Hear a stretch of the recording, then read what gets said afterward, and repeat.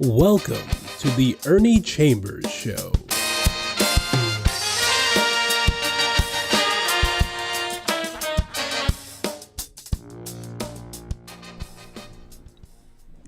Brothers, sisters, friends, enemies, and fools. There are some fools out there, just like there are some of the others in that catalog. What I'm going to do is go back in history, not far, but just to show that a leopard does not change its spots, that the Jewish state does not change its viciousness, and that history can seem to be cyclical, like a cycle, repeat itself. And when somebody engages in a certain type of conduct or practice a certain activity, it becomes what is called a habit. And Israel has had a habit of attacking its neighbors, not because Israel, the Jewish state, is that powerful, but because they have a big brother who is really a flunky, the United States, which has more kill power than any country on the face of the earth, with the possible exception of Russia, and soon North Korea in certain areas may equal them. But those three countries, either one, two of them, or all of them together, could unleash a firestorm, a nuclear cloud, radioactivity that theoretically could lead to the eradication of human beings. But that is not exactly what I intend to talk about. I want to talk about Israel. When I was younger and went to church, the Jews were considered God's chosen people.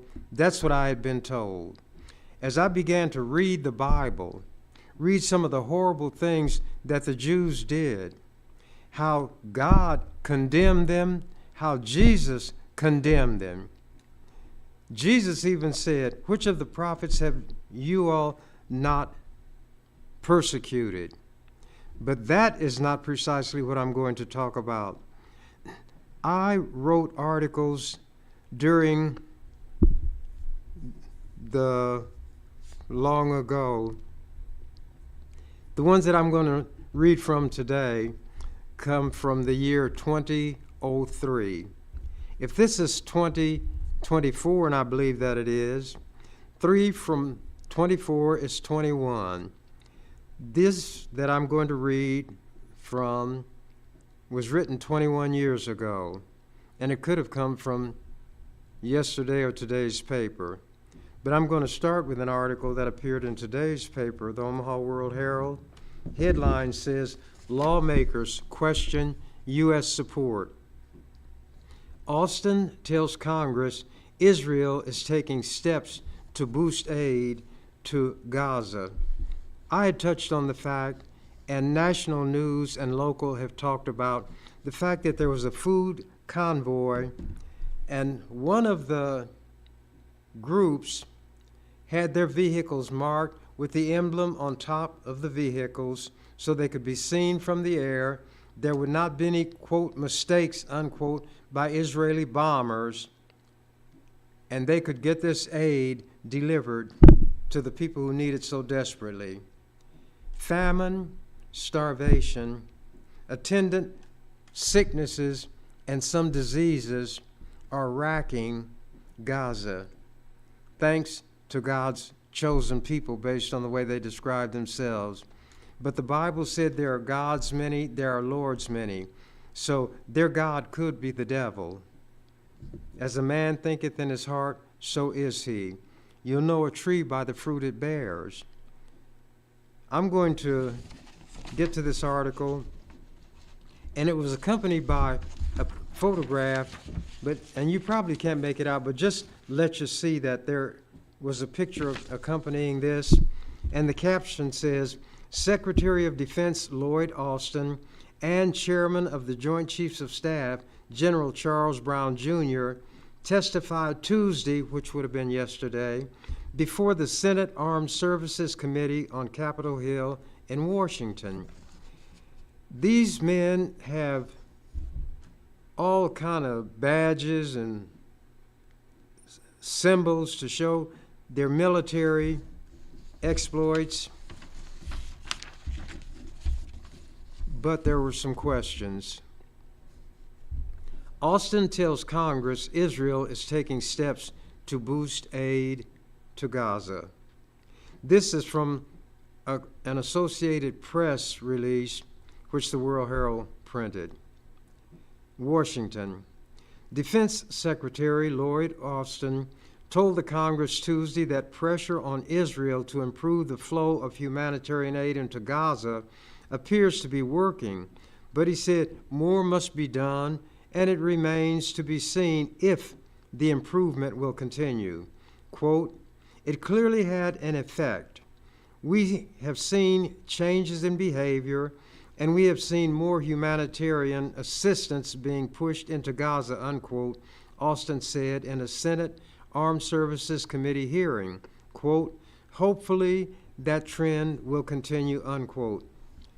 All America has to do is tell Israel what to do, and it will be done. But when you slide away from what you ought to do, the one that you're dealing with will see you as a slip and a slider and will take as much leeway as you give. Continuing, protesters interrupted the session several times by shouting at Austin to stop sending weapons to Israel. Quote, "Stop the genocide," unquote, they said, as they lifted their hands, stained in red, in the air. A number of senators also decried the civilian casualties, saying the administration needs to do more to press Israel to protect the Gaza Strip's population of 2.3 million people. Many are not just hungry. They're facing starvation, and famine is waiting in the wings. Austin said he spoke with his Israeli counterpart, Defense Minister Yoav Gallant, on Monday, and that he repeated U.S. insistence that Israel must move civilians out of combat zones in Gaza and properly care for them. There shouldn't be any combat zones in Gaza. When you have over 3 million people in that small amount of land, there is no way that you can drop 2,000-pound bombs, use artillery, tank fire without killing civilians, because civilians are everywhere. It would be like this represents Gaza, and the people from this area where the attack started continued to move in this direction until they're all clustered down here. And when bombs are dropped and this heavy artillery is used, there is no way that anything can happen other than the killing of large numbers of civilians. The Jews know it, and they intend to do it. That which is foreseeable under the law is intended.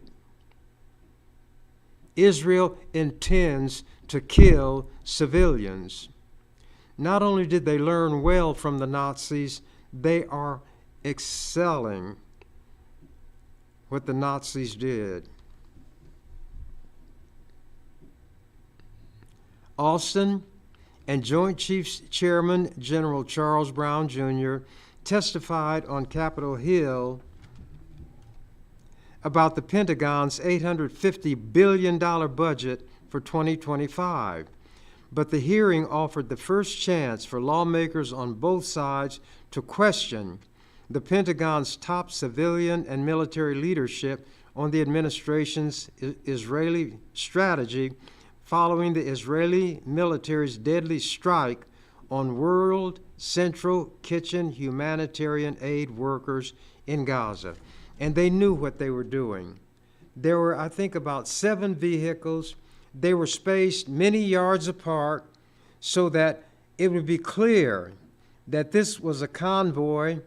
The markings made it clear, even to those in the air, that this was a humanitarian effort. The Jews cannot say that the attacking of that convoy and killing of those people was an accident because of the large amount of space between each vehicle, and each one was struck in succession. This was intentional. It was murder. It violated the laws, the principles of war and international law.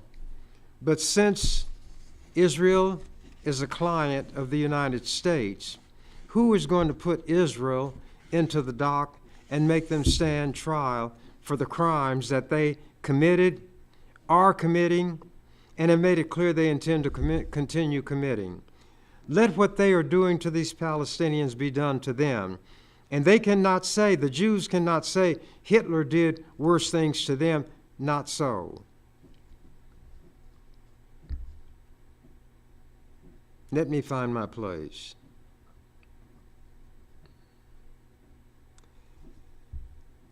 But the hearing offered the first chance for lawmakers on both sides to question the Pentagon's top civilian and military leadership on the administration's Israel strategy following the Israeli military's deadly strike on World Central Kitchen humanitarian aid workers in Gaza.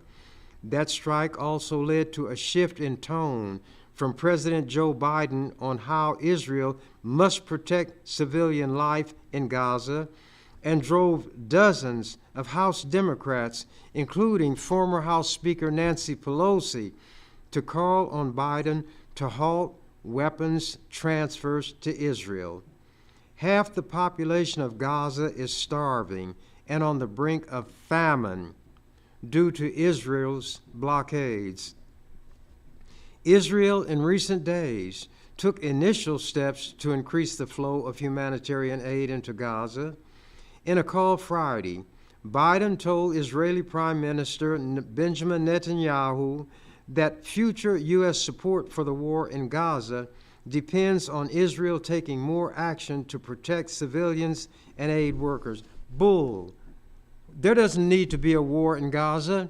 There is not a war. There is a massacre. Netanyahu knows that Bush, they all run together in my mind, knows that Biden is a paper tiger. His bark, which is roo, roo, roo, is worse than his bite because he has no teeth. And Biden has said he'll continue sending these bombs, the missiles, the artillery to Israel, and the only thing they're going to be used for is to kill Palestinians. This is like something that may never have been witnessed in history on this scale. And it's under the auspices of what is supposed to be the most enlightened country on the face of the earth. And if America fits that description, or that description fits America, the earth and its people are in awfully bad shape. At the hearing, Austin also said the military is moving ahead with plans to build a pier off the Gaza coast to increase the delivery of humanitarian aid. Here is the big United States, and they've got to get Israel's permission to do anything. And now Israel is about to pull the trigger, perhaps on the beginning of a world war, by attacking a consulate where they knew Iranian diplomats would be, and there were some deaths. So Israel is provoking something because they know that they pop their finger and the boot-licking United States will come running. This is from an article that I put in the Omaha Star 21 years ago. March 27th, 2003. US/UK/Israel Axis International Outlawry. UK stands for United Kingdom, Britain, England, Scotland, Ireland, and all the other little things that are part of it. Under Bush unilateralism, the world is less safe, personal security is less, confidence in the future is less. Outlawry is defiance of the law. In this case, the US/UK/Israel axis is in defiance of the UN Charter and international law. By spitting in the face of the international community pursuant to its national security strategy, unilateralism, the United States isolates and brands itself a rogue nation. For example, Defense Secretary Donald Rumsfeld personifies U.S. arrogance and nose-thumbing by insulting France and Germany dismissively as old Europe, for refusing to mindlessly obey U.S. dictates to behave as stupidly as George Bush and the claque of racist white men and Zionist Jews surrounding him. NATO and the UN have been contemptuously dismissed as irrelevant for the same reason. When the UN goes along with U.S. wishes, it is the world's greatest organization whose integrity commands respect. However, when the UN Security Council, mindful of the UN Charter, international law, and the interests of their respective nations, disagrees with the U.S. American officials, angrily then holler, the UN is irrelevant. The casualties so far of U.S. unilateralism are Iraq, the UN, United States, Europe relations, Arab regimes cooperating with the Axis. An expected outgrowth is the destabilization of the world and the unleashing of intensified terrorist activity around the globe. The rage, indignation, and contempt spawned by the murderous, cowardly, criminal aggression of the U.S.-UK-Israeli axis against the people of bleeding Iraq, whom Bushites hypocritically intone have suffered enough under Saddam Hussein.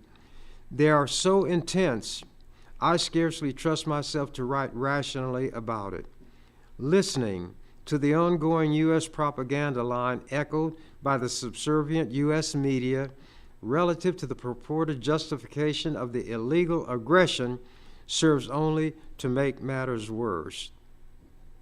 Clearly, the U.S. is a rogue, killer nation, thumbing its nose at international law and the world community.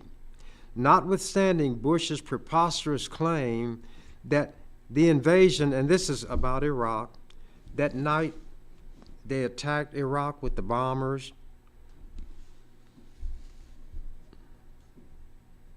Let me find my place. Bush's preposterous claim that the invasion is to, quote, disarm Iraq, free the Iraqi people, and save the world from terrorism, unquote. Liar, liar, pants on fire. First, no weapons of mass destruction, chemical, biological, or nuclear, have been shown to exist, thereby exposing the disarmed sham as a lie. Second, even the CIA has found no evidence that Iraq has been trained, has bred, trained, or exported terrorists. So, the terrorism lie is run to earth. No legitimate U.S. national interests are advanced by the invasion and conquest of Iraq. What then is the driving motivation behind the illegal aggression against Iraq? It is hydra-headed, meaning several heads. Hydra was that kind of monster from Greek mythology. Number one, the Bush family's personal vendetta against Saddam Hussein. He supposedly said somebody ought to kill Bush's father, and that caused the family to hate Saddam Hussein, and for that he and the Iraqi people had to suffer.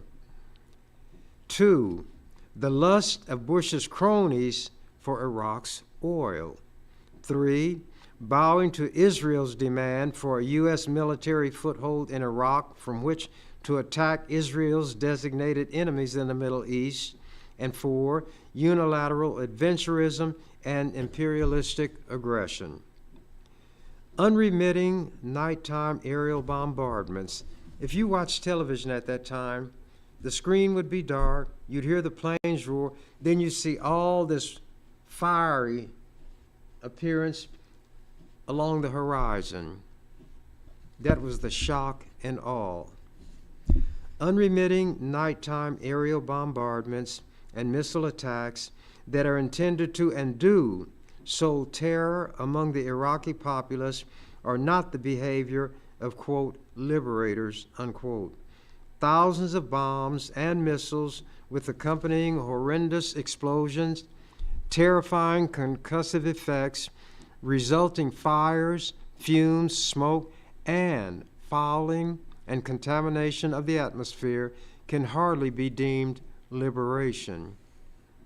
It is doubtful that Iraqis feel better about their women and children being slaughtered by so-called liberators from the U.S. and U.K. rather than at the hand of Saddam Hussein, which they could never prove that Saddam was doing. The terror, destruction, and nerve-shattering noise and chaos being wreaked by the axis of outlawry are unmatched by anything previously inflicted on Iraq and its people. And when one nation preemptively unleashes unprecedented military might against another that is far weaker and poses no imminent threat, it is not war, but vicious bullying. It is the slaughtering of innocents. How many women, children, infants, elderly, and infirm will be murdered by Axis forces in the air, on the sea, and on the ground? Killing civilian non-combatants is murder. Killing Iraqi civilians is intentional. Both moral and civil law declare that what is foreseeable is intended. Killing civilians is foreseeable. Who doubts that the bullying U.S. behemoth will ultimately crush militarily tiny and weak Iraq? Still, questions remain. Number 1, what will be the reaction of ground forces when, despite shows of overwhelming kill power, significant resistance is encountered as the invaders near Baghdad? And may the spirit of jihad draw outside support to Iraq's aid? 2, having been convinced of their invulnerability and invincibility by Axis propaganda, what will be the reaction of the young troops, and how will they behave when they come face to face with the reality that they and their comrades, not only Iraqis, will be harvested by the Grim Reaper? Will the, quote, psychological warfare, unquote, of the Axis trumpeting guaranteed death to Iraqis and guaranteed victory to Axis forces backfire when death cuts a swath through the invaders' ranks, as it surely shall?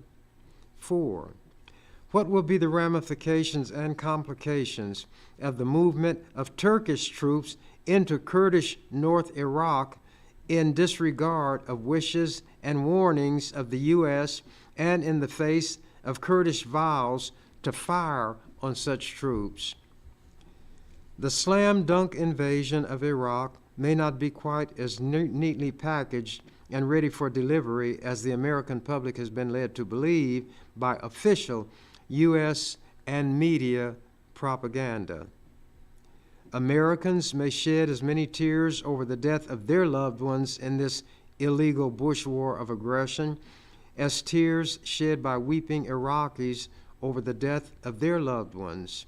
In the meantime, Bush and his advisors enjoy the safe, snug comfort of their safe houses and the dinners and other social diversions available to the elites who cheerfully send other people's children to their death in an unworthy cause. Shocking as it may seem, Iraqi David may have a special stone to slay U.S. Goliath. This gloomy discussion calls to mind a song titled, "There's Got to Be a Morning After," and a reminder, the rest of the world cannot be disregarded in the aftermath of the Axis outlawry in Iraq, as has been the case where the only question devolved on the irresponsible and criminal wielding of overwhelming kill power by the Axis powers, killing untold numbers of civilians, elderly, men, women, children, infants. Long ago, an English gentleman named Oliver Cromwell made a plea to the Scots before the Battle of Dunbar. Quote, "I beseech you, in the bowels of Christ, think it possible that you may be mistaken," because the Scots were going to fight England. The scoffing Scots paid no heed and were crushed in the ensuing Battle of Dunbar, September 3rd, 1650. If only somebody could prevail on Bush to apply Cromwell's cautionary plea to himself as he blunders and plunges into the thicket of arrogant, irresponsible military unilateralism. The reason I'm going back is to show that what's happening today is just a part of the thread that reaches back some distance. Not quite so long ago, Otto von Bismarck became the first chancellor of the modern German Empire. I like history. Malcolm X said history is the subject best suited to reward our study. He was the modern German Empire, 1871 to 1890. He has been memorialized with an adjective, Bismarckian, and that does not refer to the jelly donuts that we call Bismarcks.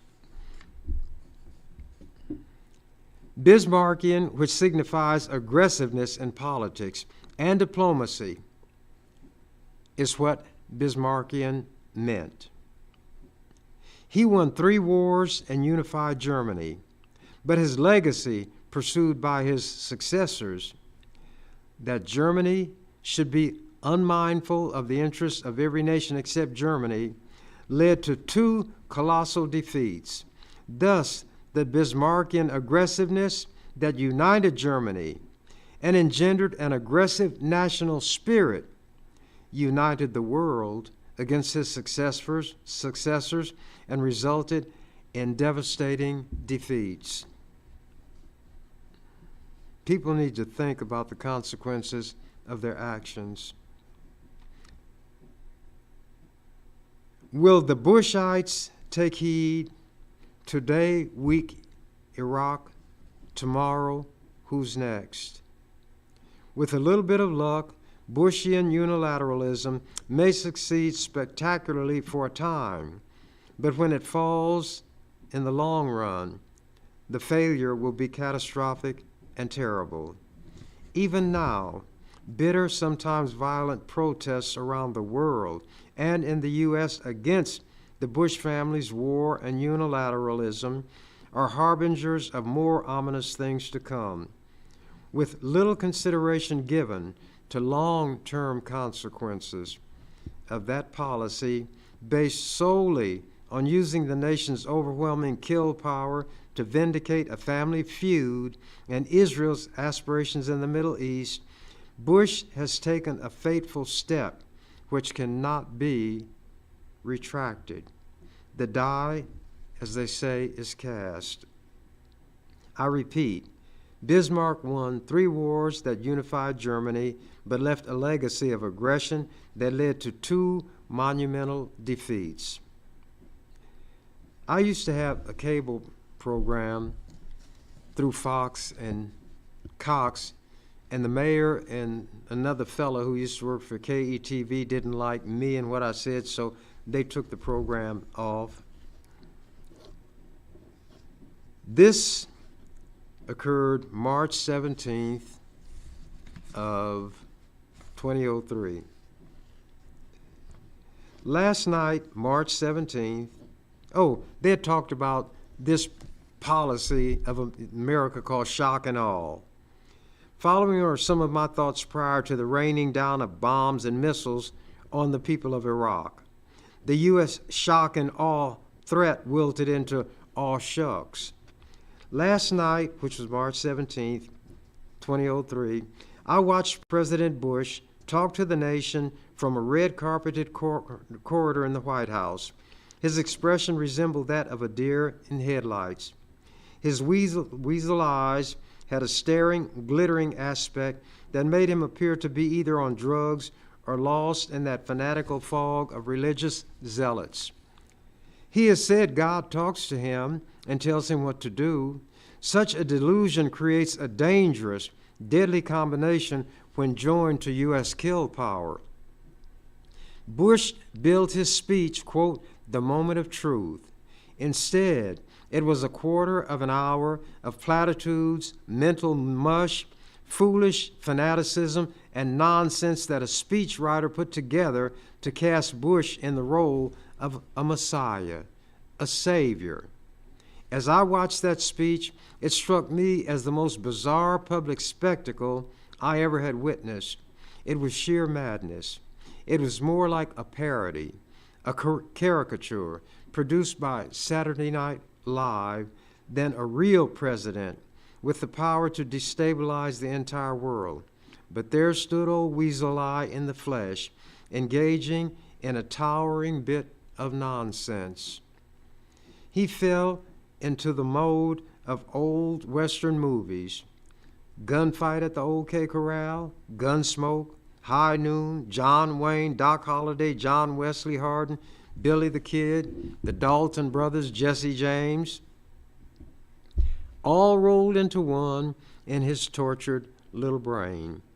Narrowing his beady weasel eyes into a hard squint, he peered into the camera and delivered the statement calculated to fix his place in history. Quote, Saddam, get out of town in 48 hours or I'm going to get you. And that goes for your kids too, unquote. This is you all's president. The rest of the world is shaking their head in amazement. A fool is abroad in the land. The U.S. is in the hands of a buffoonish madman. That speech convinced me that Bush is indeed suffering from messianic, they might say messianic, but the delusions of being a messiah. He truly believes himself to be the Messiah.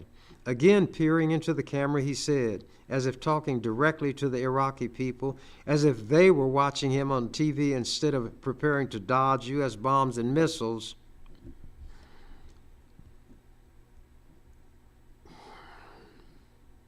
your suffering is at an end. Your deliverance is at hand, unquote. So Jesus-like, in the part of his vacant mind that may be operational, he probably saw himself wrapped in a robe like Jesus, wore sporting sandals, and saving the world while bringing death, carnage, and destruction. Messiah Bush will intone, quote, America is here to save you from a tyrant. Be of good cheer. Am I supposed to say I approve of everything America does because I live on the same continent on which they live? Just because they're called Americans, am I supposed to approve of and support everything they do? That is insane. America is the nation of sheep.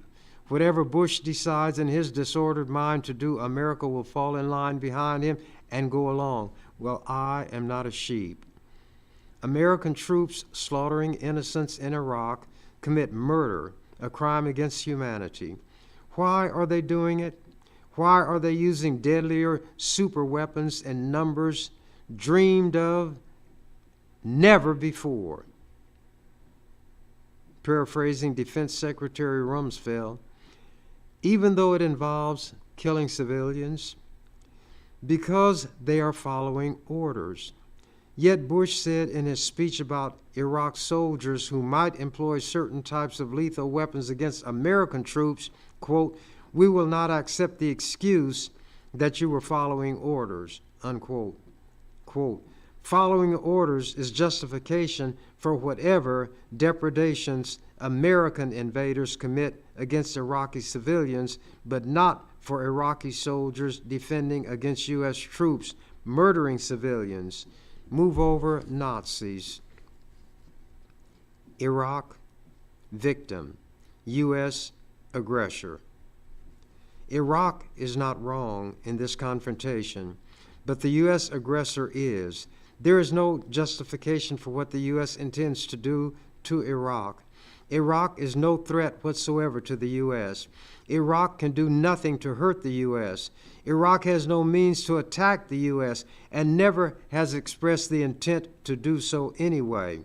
Iraq cannot menace the U.S.'s survival.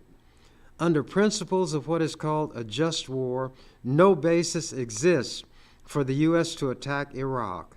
An attack is unlawful aggression, pure and simple, in violation of the laws of war. The only reason Bush and his ilk will not be tried as war criminals is because of U.S. kill power. The victor always is the prosecutor and the judge. The vanquished, the ones who lose, always are the ones in the dock standing trial, and ultimately many of them executed by hanging. At some point, the cup of America's wicked oppression will be filled to the brim.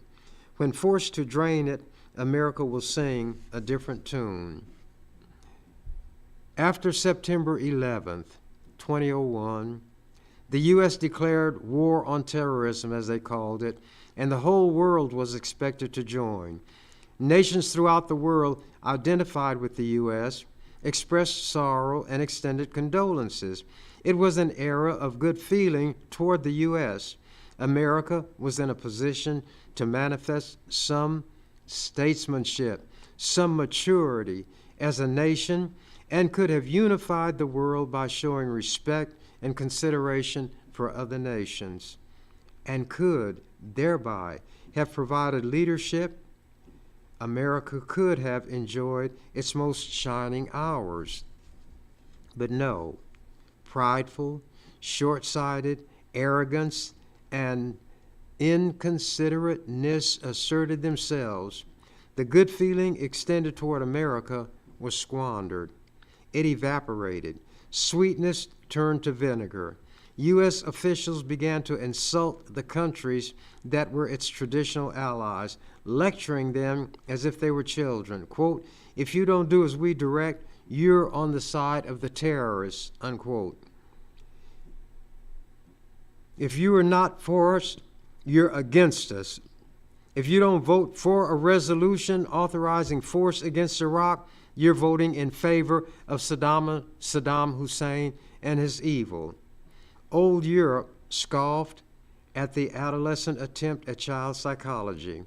Their stance against America's foolhardiness was not a vote for Saddam. It was a vote against stupidity and unilateralism, against destabilizing and inflaming the Middle East. It was against upsetting the decades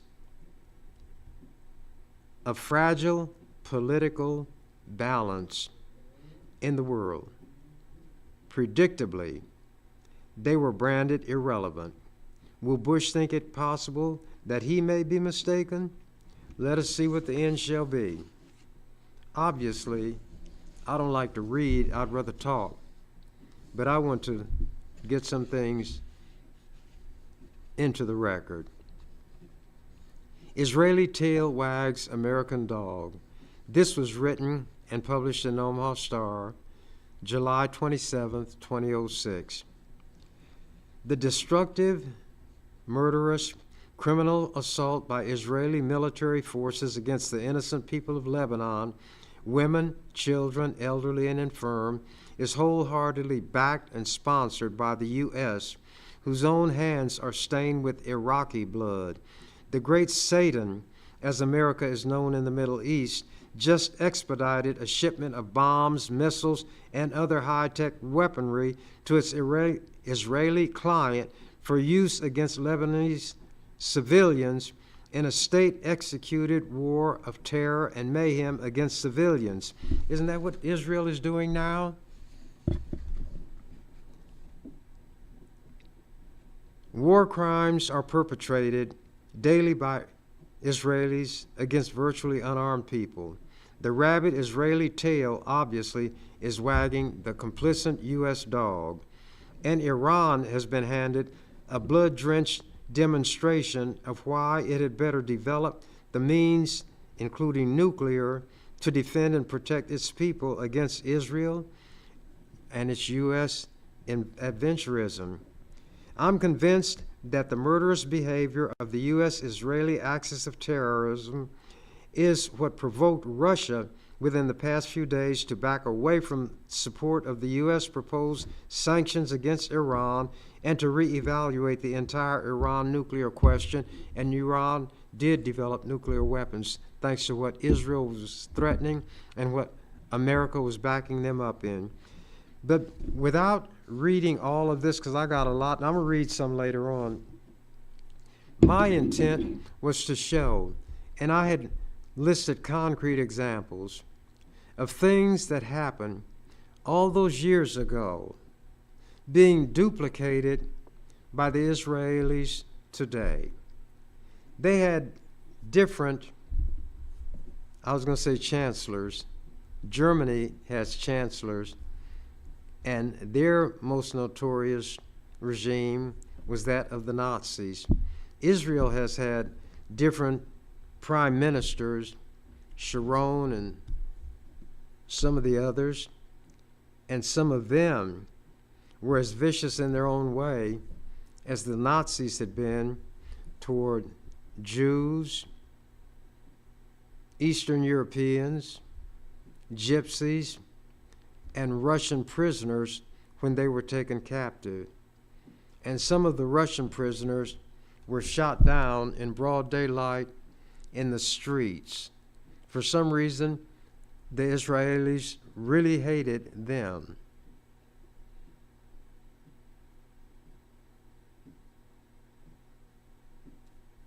You thought I made a mistake, didn't you?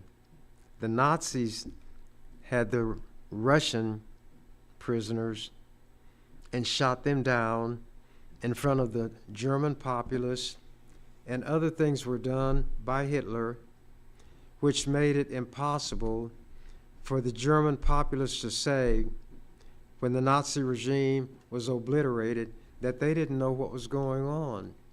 They didn't know there were concentration camps.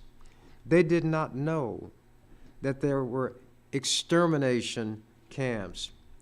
They didn't know that that stench that rose from these giant, I call them incinerators, were caused by the burning of human flesh.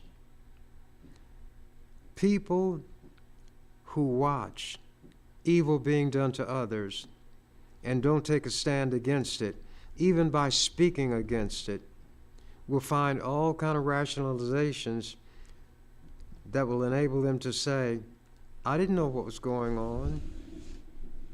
When they saw the Germans transporting truckloads and train loads of Jews somewhere, and the Jews never came back, and what were called rumors were flying everywhere, and survivors of Jewish families who managed not to be home when everybody else was taken, and they had gotten information about what was happening and were trying to spread the word.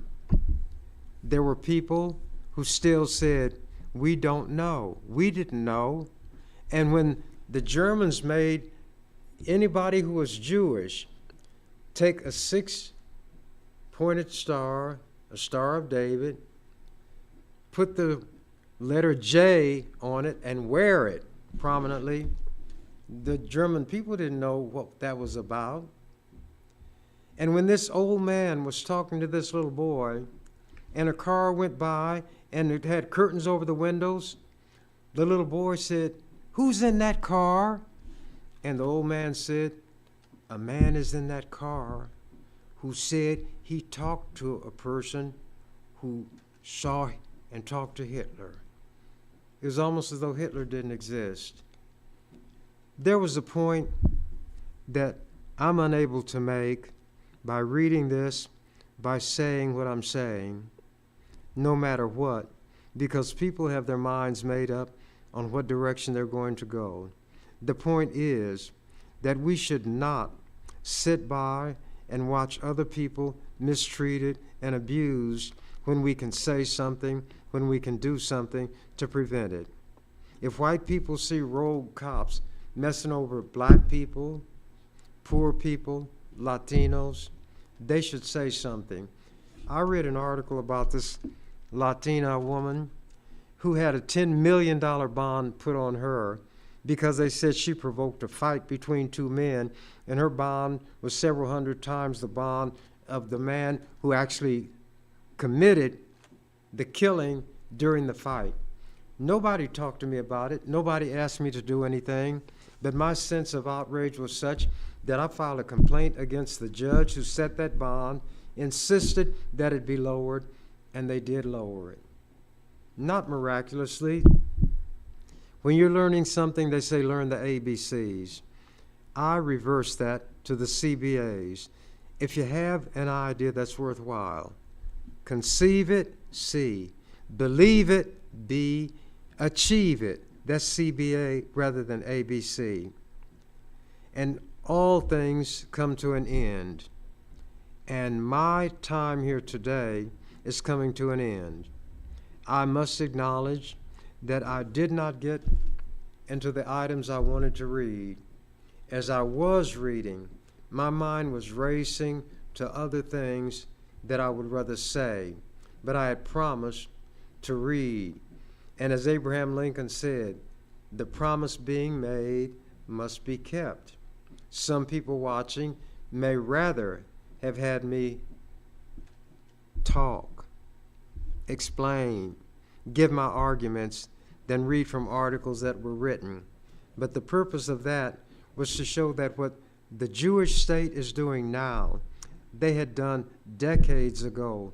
They had done it down through the years to their neighbors, thanks to the backing of the great Satan, the United States. Israel couldn't do this on its own. They don't produce bombs. They don't manufacture airplanes or munitions. They get them from America. And everybody sees Joe Biden as a pussyfooting, mealy-mouthed, scaredy cat. He says Israel better not kill these civilians, yet they're going to continue shipping billions of dollars in military aid to Israel. As I mentioned earlier, 2,000-pound bombs dropped in civilian areas. And Joe Biden is a president that people ought to have confidence in. Somebody's got a ring in Joe Biden's nose attached to a cord, which is in somebody's hand, and when they jerk that cord, Biden moves in that direction, and that hand is Jewish. He's like Charlie McCarthy sitting on the lap of Edgar Bergen. The puppeteer makes the puppet move. The ventriloquist is the one who speaks. The puppet, the dummy, the mouth moves, but the words are those of the ventriloquist. Israel is the ventriloquist. They allow Biden to say whatever he wants to say. But then when they tell him, when Biden tells Netanyahu, you better not do this, Netanyahu shakes her finger and says, you better remember who you're talking to. So you tone that down. But whatever you do, don't make the threat to withhold aid of a military nature. There are people on both sides of the aisle, as they say in Congress, Democrats, Republicans, in the House and in the Senate, who don't want aid of a military nature to go to Israel. But Biden, being the pussyfooter that he is going to send that aid. If there were elections in Israel right now, I believe Netanyahu would lose. So he doesn't want elections. He is under criminal charges right now in Israel for influence peddling and other misuses of office. This so-called war, which is really a slaughter, is a God-sent, a Jehovah-sent rescue for him. He wants to keep the killing going to divert attention from what he has done. If elections occurred, I say again, he would lose. Israelis are conducting demonstrations. Tens of thousands of people, it looks like, are in the streets. There are Israeli hostages that are claimed to be in the hands of Hamas. The relatives of those people are crying out saying, we want our relatives. Others, we want our friends. Others, we want our countrymen to be released. And we don't like this killing of civilians in the name of Zionism, in the name of Judaism. I am not one who will say that the Jews are getting what they deserve, because not all Jews are involved in what is happening. The ones who are responsible are the ones who drop the bombs, who pull the triggers, who do the killing. But because human beings tend to generalize and lump together, you'll hear that expression, the Jews, as though it's one entity. And I say again, if you have a Jewish friend, keep that person as your friend as long as he or she has done nothing to break the friendship. But don't fault that person for what's happening at the hands of the Israeli government. That person may be more opposed to it than some people in this country because they know it is a reflection on them and everything they believe in. And they wish that such a thing were not so. I don't know how much time I may have, but I'm going to presume that I've said enough, and a wise man knows when the time has come to maintain silence. So with that, I'll say au revoir. You've been watching The Ernie Chambers Show. If you'd like to leave suggestions, email us at ewcfacts@gmail.com. That's ewcfacts@gmail.com. This is an EWC Communication production.